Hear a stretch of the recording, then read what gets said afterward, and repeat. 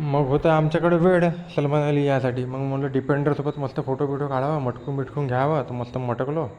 मग गेलो इकडं स्टेजकडे पाहासाठी. तर स्टेजकडे होत्या मस्त लाईटिंग लुटिंग. लाईटिंग लुटिंग पाहिलो. हे मस्त धक्काबुक्की सुरू होती इथं. धक्काबुक्की लाईटे चमकत जात. मग पाहत होतो आम्ही मस्त. मग हा मला बंट्या भाऊसारखा दिसत होता फोटोग्राफर. म्हणलं हो का नाही का तर भाऊ हात दाखवत होता आम्हाला.